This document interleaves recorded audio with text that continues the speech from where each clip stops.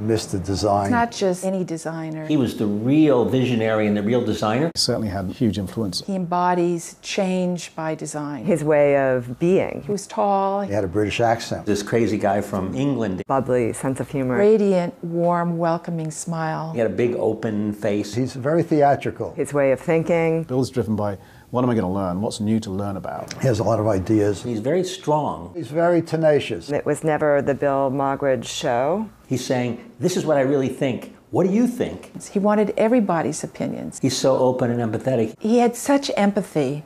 He was just like that. Let me tell you a bit about myself. My name's Bill Moggridge, and I'm an industrial designer. There was always something magic about his name. He just sees the whole world from his design perspective.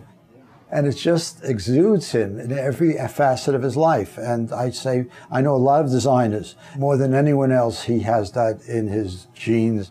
Bill has had more influence, I think, on other designers than almost any other designer that's working today.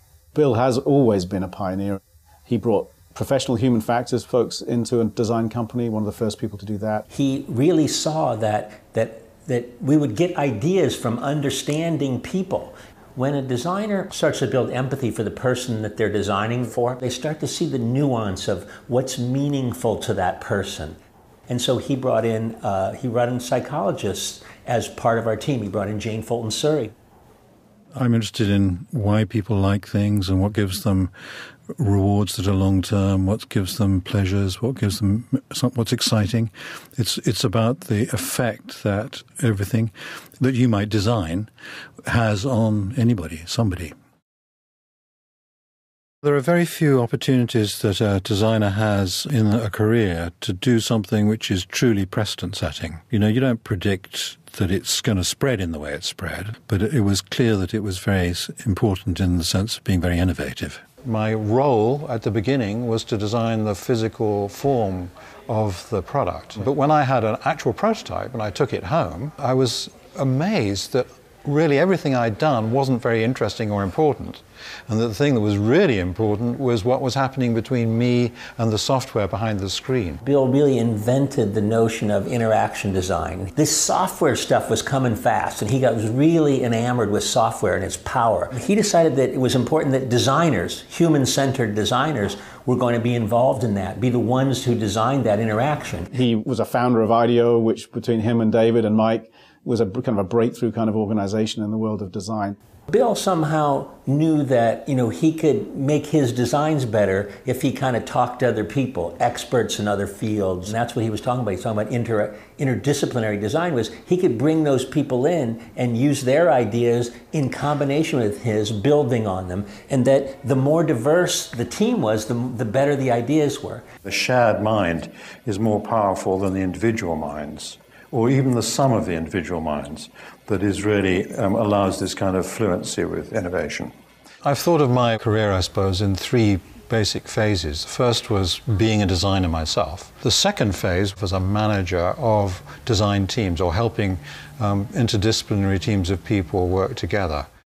And then I thought of myself more as a storyteller. And then it occurred to me that it might be possible to do that at a national scale and develop an international design authority perfect for storytelling. Hello, welcome to our design museum, the Smithsonian's Cooper-Hewitt National Design Museum. Our ambition is to explain design. Here we were, an institution that was closing for a couple years, wanting to reinvent ourselves as a 21st century museum. And to have someone like Bill Moggridge, who's led so many companies through rethinking what they could do or could become, was such a gift.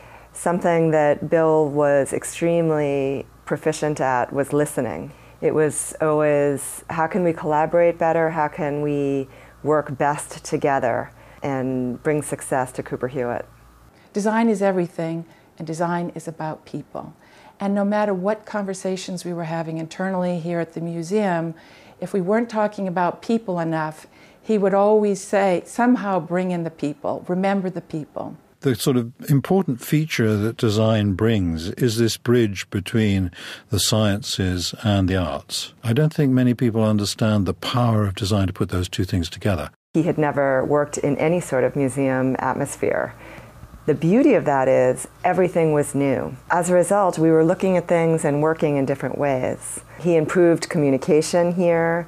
We're seeing more efficiency. We're seeing more friendships. I think he cared more about the latter than the former, which is great. He brought us all to new ideas, new visions of what we really wanted to become. We'd like every kid in America to have an experience of design by the time they're 12 and have the opportunity to study it in high school if they want to. I think it would be great if every leader in America knew how to use design for more successful innovation and solutions. For the great designers, the most sort of influential designers, it's their life. It's not a job. They don't stop. Design is fascinating to him, and it's his life, and therefore, you know, he kind of lives it. It's interesting that as so many things change around us, you know, the evolution of technologies and social relationships and so on, if there's a simple, easy principle that binds everything together, it's probably about starting with the people.